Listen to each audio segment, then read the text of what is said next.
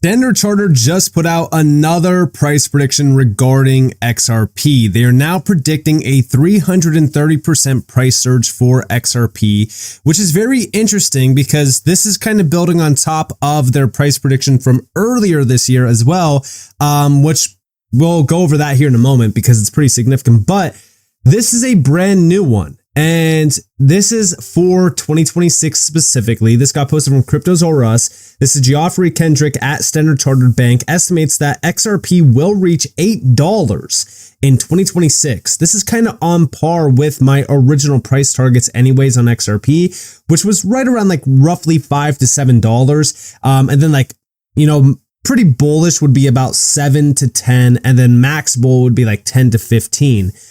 So this is kind of right on par with the conservative side of, my thought process, but we have the bullish forecast is based on increased regulatory clarity and the recent approval of spot XRP ETFs boosting adoption. As per the on-chain analysis platform Social Value, spot XRP ETFs have accumulated a total new inflow of 1.14 billion as of December 26. So again, going into 2026, I will say this, we need legislation. We need to get that fully passed through. I made a video recently talking about this. That might be going live before this or after this video. But regardless, that video is going to be very important to watch because we do need legislation for a lot of this stuff to morph into reality. Price predictions right now going into 2026, it's questionable on what's going to happen. If we have everything line up with legislation, with ETFs continuing to, get massive inflows, if the market rebounds, those inflows will multiply. And that could definitely significantly affect the spot-based value of XRP in a positive way, leading to, of course, the push to $8, for an example. Now, when we think about what's really going on behind closed doors at Standard Chartered, they also mentioned that by 2028, XRP could hit $12.50. This is also building on top of what's been happening in, of course, the crypto market. Now, this is also, by the way, from Geoffrey Kendrick. This is fully outlining a roadmap for XRP's growth with milestones of $5.50 in 2025, which definitely did not morph into reality. So right off the rip, their 2025 price prediction is incorrect.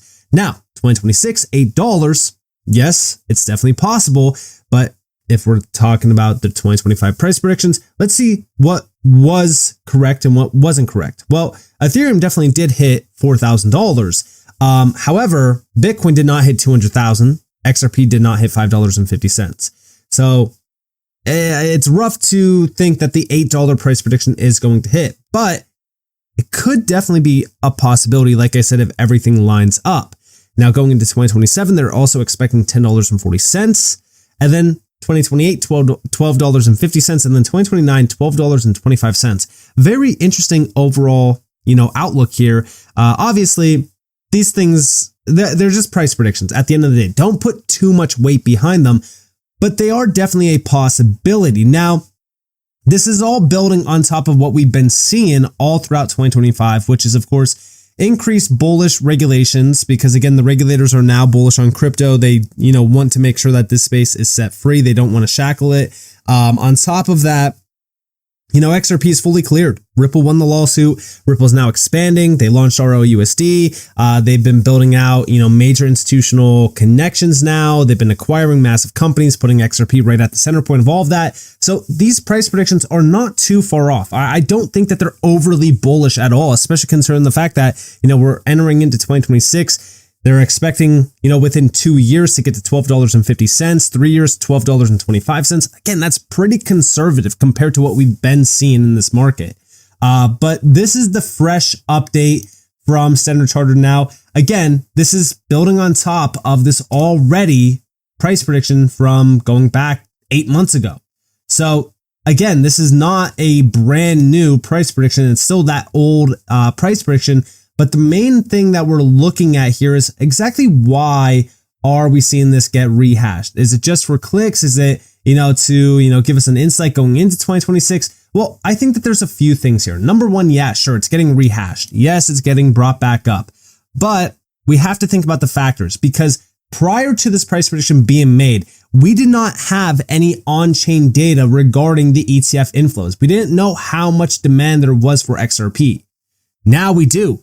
And going into 2026, if that demand continues to skyrocket, well, then these price predictions, even though the first one was incorrect, right? That $5.50 one, we did get pretty close. $3.60, not too bad. Even though that one was incorrect, I do think that the stage is getting set for XRP to rally to some of these highs if we get legislation. Now, on top of all of this, we are starting to see Ripple expand rapidly in Japan. I saw a recent post from Coin Bureau. Now, I don't think that a lot of this stuff gets confirmed or anything through like actual sources, because I don't think that Coin Bureau knows that this is really not a massive partnership between Japanese banks. Ripple expands Japan push with major bank partnerships. And of course, we do have Ripple announce its partnership with all of these major banks to accelerate adoption of the XRP ledger, deepening its footprint in the country's financial center. Now, is this confirmed? Can we confirm this? No, we can't, because it's not a partnership with these major banks. And we'll go over that here in a moment. But first, I do want to talk about Japan, because Ripple has made their name known in Japan for years now. In fact, going all the way back to March of 2017, I know we're going all the way back in time. I mean, we're going back nearly, at this point, 9 years. But the good thing is that most of that old news that we've gone over when it comes back to Ripple is still in play today.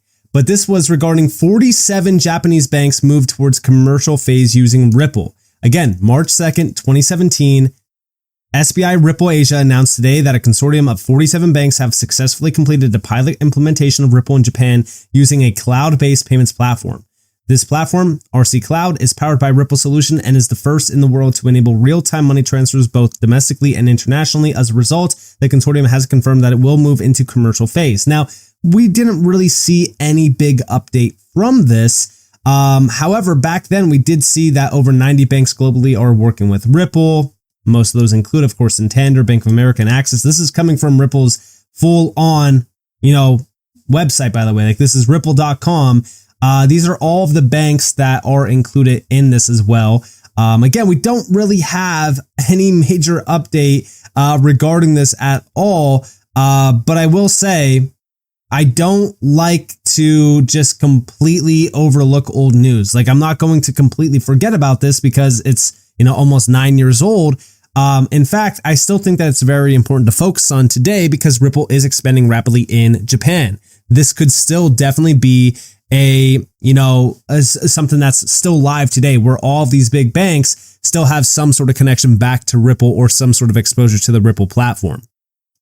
But going back to, of course, Coin Bureau's post, over here we do have from Chart Nerd. This week, Asia Web3 Alliance Japan and Web3 Salon launched the Japan Financial Infrastructure Innovation Program. The initiative is designed to support Japanese startups developing next-generation compliant digital financial solutions on the XRP ledger. Now, this is exactly what this announcement is pertaining to. However, we see these types of headlines and people just run with it. And it's because of course, the engagement. But looking into this, yes, this got announced back in June of this year. And it is good for startups. Like, we are going to see a lot of great startups being tapped in. Are we seeing massive Japanese banks being tapped in or anything like that? Not exactly. However, I do think that this could lead into major integrations into the Japanese financial system through major, partnerships and things like that. But again, most of what we are seeing with the news around, Ripple, especially over the years, this is not new. I'm just going to be honest with you guys. It's really not new. What happens is somebody will find an article like this one, right? And they'll say 47 Japanese banks are now using Ripple, and they'll just run with it in 2025, not having a source or anything, but it's from 2017. But they're playing it off as new news for engagement. Again, we know that Ripple has been making a massive name in Japan for well over a decade now. It's very bullish. It's very exciting, especially at a time where it's still ongoing. For an example, back in August of this year, we did see that Ripple and SBI plan to distribute ROUSD in Japan. This is good to see. And of course, yes, it's coming from, SBI VC Trade with SBI Group. And this is going to be very bullish because it's going to provide a ton of, value and volume to, Ripple through ROUSD. I think that this is great. I think that it's incredible to see that Ripple is still making their name known in, of course, Japan.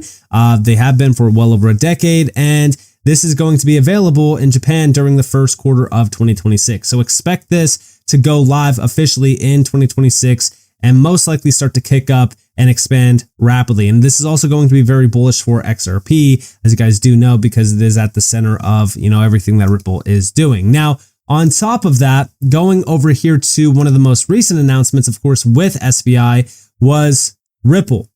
So Ripple's Asia venture looks to make XRP a yield-bearing asset. This is from SBI Digital Markets. A unit regulated by Singapore's Monetary Authority has been appointed as the institutional custodian offering segregated custody for client assets. SBI Ripple Asia, this is building on top of course, let's go all the way back here to 2017. SBI Ripple Asia has partnered with Doppler Finance to explore XRP-based yield products and asset tokenization on the XRP ledger. The collaboration aims to build institutional-grade yield infrastructure and expand the use of tokenized real-world assets. SBI Digital Markets will serve as the institutional custodian, providing segregated custody for client assets. Now, this is very exciting because if we are thinking about this logically, okay, they want to expand on the institutional side of DeFi. They also want to expand on institutional-grade yield. All of that goes back to, all of these big banks. Like if we're thinking about these big banks that are still exposed to Ripple, are these 47 Japanese banks still exposed to Ripple? Who knows, right? All we need to know is that this pilot, what they did, it was successful. This was a successful test. Now, on top of this, if we're thinking about this logically, just now we're starting to see regulations and legislation catching up. These 47 banks, they could have been waiting for this moment. And now the infrastructure is in place. Now consider the fact that SBI Ripple Asia is exploring XRP-based yield products and asset tokenization. Well, all of a sudden you now have these big banks that can now tokenize on the XRP ledger through this partnership. They could also launch yield generation products.